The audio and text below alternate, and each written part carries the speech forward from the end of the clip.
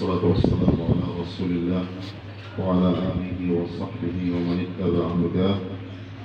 Amma ba'du. Pertama kita bersyukur kepada Allah Subhanahu wa taala bahwa Allah berikan kita taufik dan hidayah kepada Islam. Salawat dan salam kepada Nabi kita yang mulia Nabi Muhammad sallallahu alaihi wasallam yang telah membimbing kita kepada jalan hidayah. Alhamdulillah pada sore hari ini kita menyaksikan acara khutbah yaitu lamaran, dan itu adalah salah satu sunnah Rasulullah sallallahu alaihi wasallam yang berkaitan dengan rangkaian yaitu ibadah yang besar, ibadah yang kita katakan ibadah yang terlama, yaitu pernikahan. Dan Allah Subhanahu wa taala menyebutkan pernikahan, wa min ayatihi an khalaqa lakum min anfusikum azwaja litaskunu ilaiha wa ja'ala bainakum mawaddatan wa rahmah inna fi dzalika laayatin liqaumin yatafakkarun. Dan di antara tanda-tanda kebesaran Allah Subhanahu wa taala bahwa Allah Subhanahu wa taala menciptakan bagi kalian istri-istri dan dari diri kalian, dan Allah Subhanahu wa taala jadikan di antara kalian kecintaan, rasa kasih sayang dan juga condong kepada mereka, yaitu untuk ketenangan. Semua itu adalah tanda-tanda kebesaran Allah Subhanahu wa taala bagi kaum yang berpikir. Ayat ini menunjukkan maksud besar pernikahan itu adalah adanya ketenangan, dan ketenangan itu tidak akan mungkin diraih kecuali dengan asas ketakwaan kepada Allah Subhanahu wa taala dan kesepakatan antara kedua pasangan mempelai untuk berjalan di atas jalan Al-Quran dan Sunnah Rasulullah SAW.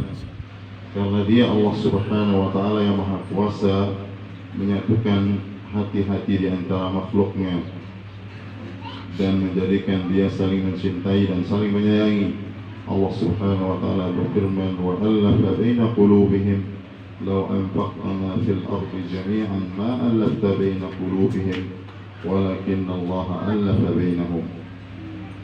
Dan Dia Allah Subhanahu wa taala yang menyatukan di antara hati-hati mereka. Andaikan engkau menginfakkan semua apa yang di muka bumi ini agar mereka bersatu hati mereka, engkau tidak akan bisa menyatukan mereka. Tetapi Dialah Allah Subhanahu wa taala yang menyatukan di antara mereka.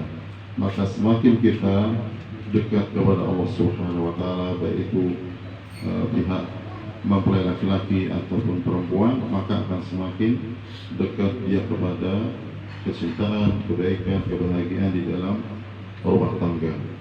Dan rumah tangga pasti juga ada ujian-ujiannya.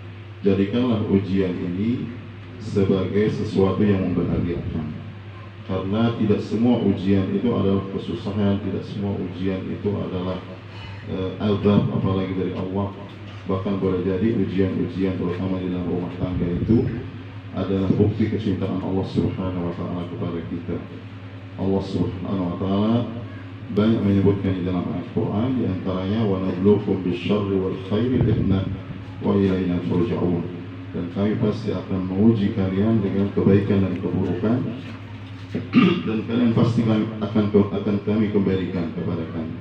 Kemudian juga Rasulullah SAW bersabda, Inna Allah idza ahabba qauman ibtalahum. Sesungguhnya Allah Subhanahu wa taala tidaklah mencintai seorang atau suatu kaum, melainkan Allah pasti timpakan bagi mereka ujian. Jadi dalam rumah tangga pasti ada ujian, ya. Tetapi bagaimana kita dengan taufik Allah Subhanahu wa taala menjadikan ujian-ujian di dalam rumah tangga itu menjadi sesuatu yang membahagiakan. Tidak semua kemudahan itu adalah nikmat, dan tidak semua kesulitan itu adalah tidak semua kesulitan itu adalah merupakan azab, tapi boleh jadi sebaliknya. Oleh karena itu mungkin nasihat bagi kedua calon mempelai, dan semoga Allah mudahkan bagi keduanya kalau sudah terjadi pernikahan dan diberikan keberkahan di dalam rumah tangga, agar selalu berdoa kepada Allah Subhanahu wa taala agar Allah Subhanahu wa taala satukan hati keduanya di atas hidayah, di atas ketenangan dan kebahagiaan. Rasulullah SAW bersabda, "Lam yura mithlal mutahabbina fil nikah."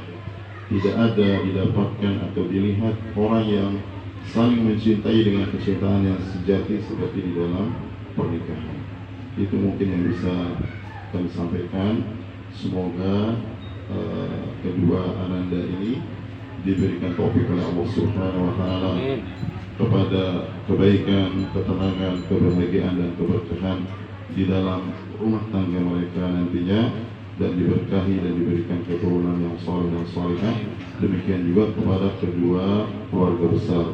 Wassallallahu ala nabiyina Muhammad wa ala alihi wa sahbihi wasallam.